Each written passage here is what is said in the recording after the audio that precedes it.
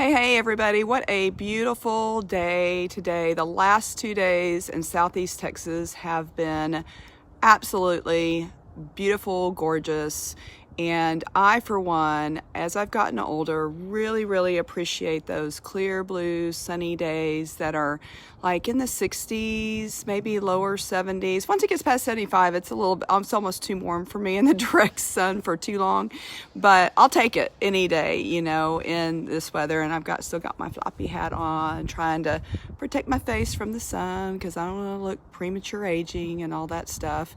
But anyway, I listened to the most amazing podcast yesterday. It was so good that I listened to it again today and took notes. I took notes over a podcast. Like, never in my life have I ever took notes over a podcast, because usually I'm just listening about travel. Now, I might jot something down or make a note of something, but not actually take a notebook out and actually write stuff about this brain health. And so this guy, his name was Dr. Daniel Amen, and he has a new book out, and it is called, The End of Mental Illness. And because he doesn't like the term mental illness, he thinks that it should be referred to as brain health. Now, this is a near and dear thing to me very recently, but I've always been sort of interested in it. But I have a family member who has dementia, and as a family, we are dealing with that, and it's hard. It's very different than cancer. It's just hard, and it can really hurt your feelings sometimes. Some of the accusations that get hurled at you, and you're like, oh my gosh, how could you ever even think that? How could that ever be in your heart anywhere about your family members and people who are trying to work with you and help you out? And yes, Lisa, he does talk about gut health too. He talks about inflammation. He talks about a lot of stuff, and it is powerful. So one of the things he talks about are ants. And those are the automatic negative thoughts that we have. It's like our lizard brain back from the early days. And it's how we as humans kind of protect ourselves. We protect ourselves from disappointment. We maybe protect ourselves if we were in danger in prehistoric times or whatnot. But now in the 21st century, we don't have those kind of threats anymore. And so some of these negative things that are rattling around in our heads are just so powerful, and we don't even acknowledge them and understand how powerful that they are. So he talks about that, and I'm going to buy the book. I wish it was on Audible already, but it just came out, and it's not. I'm a big fan of Audible because, you can just listen to it while you're walking or whatnot. But some of the stuff that he talks about, and it's going to make me change my ways for sure. So one of the things he talks about is if you have low blood flow to your brain, it is impacting the way you think, and it is impacting possibly you having dementia or Alzheimer's in the long run. So, or depression or ADHD, schizophrenia, all of that, can just be reduced blood flow to the brain. So what does that mean exactly? Okay, well, if I'm a smoker, and I smoke and it has nicotine, we're not talking about maybe some of the vapes that don't have nicotine or whatnot. Or I'm a big caffeine drinker, okay? Or if I'm not exercising ever. All of this affects the blood flow to our brain. And so our brain is not getting the blood flow that it should get and the clarity of thought that we should get. It's pretty frightening, really, because I'm kind of a caffeine junkie. And I thought that when I retired that I would not have as much caffeine as I did when I worked, because I always justified, well, I really need the caffeine to get through the day or to get through the afternoon or blah, blah, blah, whatever it was. But what's happened is since I retired, I find that I linger over coffee in the morning longer, and so I'm actually drinking more caffeine. And so that needs to go, because if I'm constricting my blood flow to my brain, that's not good. No bueno. I don't need to do that. So I'm not saying I'm going to quit cold turkey right off the bat, but I'm definitely reducing a lot, because if there's something that I can control with my brain health, then I want to do that.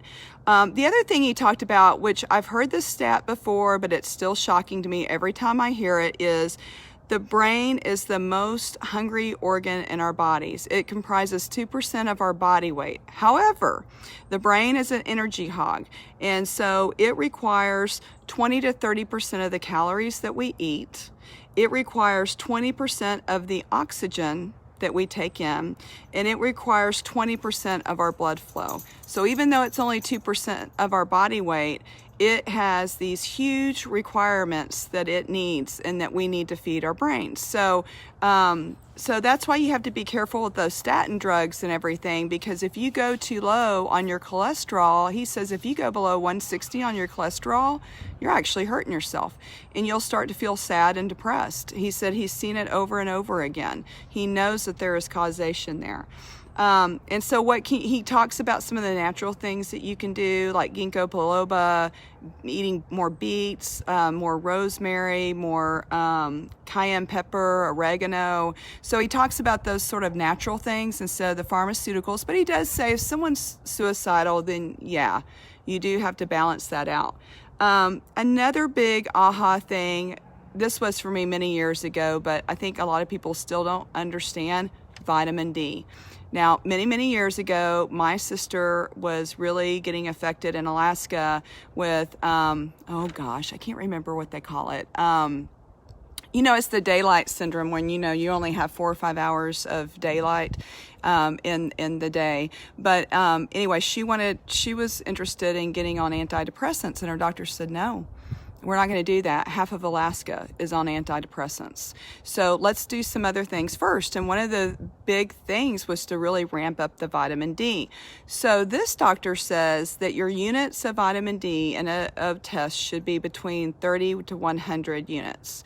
And if you are below 20, then you have a much greater significance of having cancer and other harmful things happen to you. So if you are over 40, you have half the risk of cancer.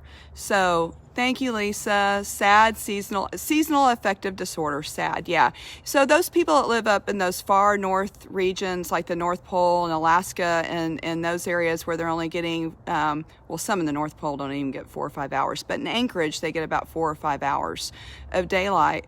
It's a problem there. It really impacts people's moods. And so vitamin D was one of the things that she started taking, and I started reading up on it, and I realized I need to be taking vitamin D. So I started taking vitamin D a long time ago, and I remember one time when a doctor did labs on me, she said, explain why you have a higher than normal vitamin D. And I said, because I supplement, because of my sister. She goes, we don't ever see that.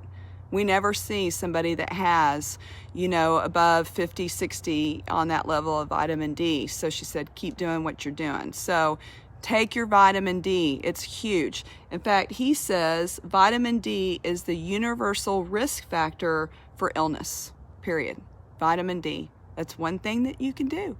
So the other studies that he has run that is really striking and scary, he says that as our body weight increases and our BMI, which is the body mass index, as those two factors go up, your brain functioning goes down in all areas. Yep, I said it.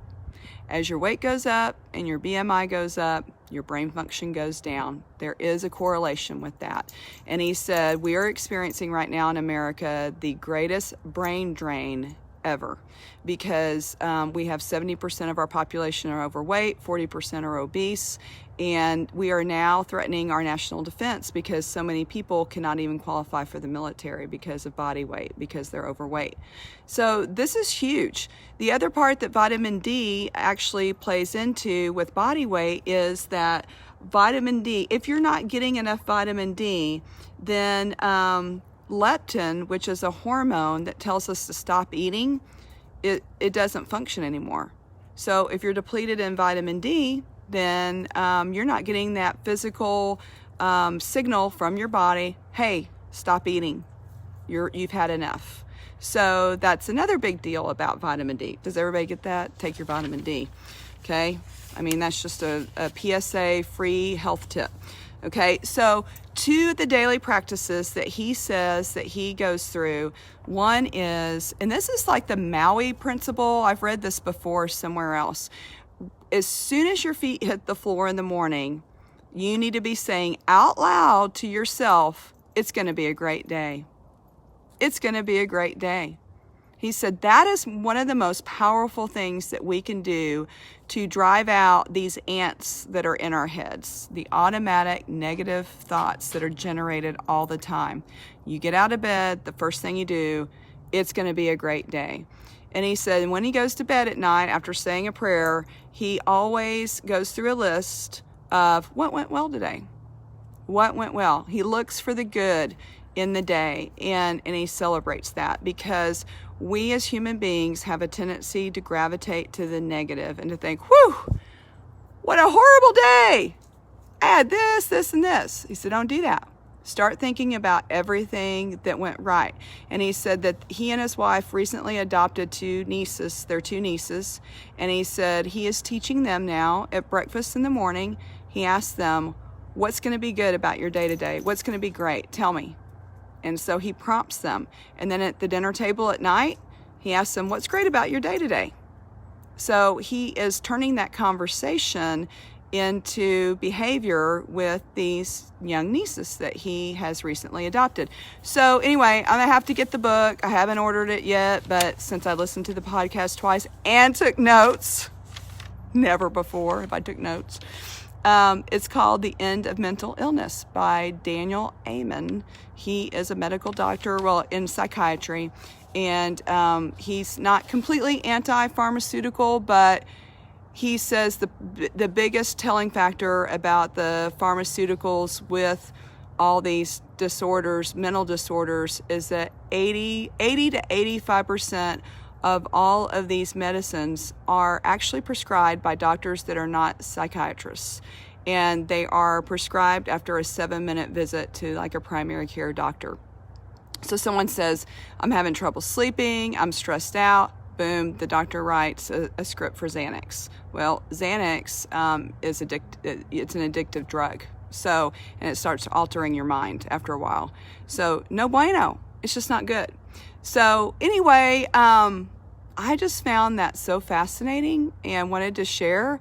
And so much of it is stuff that we can just do and just insert into our lives and feel better about ourselves and have a more positive life. So have a beautiful day, have a beautiful weekend, and some of y'all are stepping off into spring break. Yay! That's awesome. And have a good one. Bye.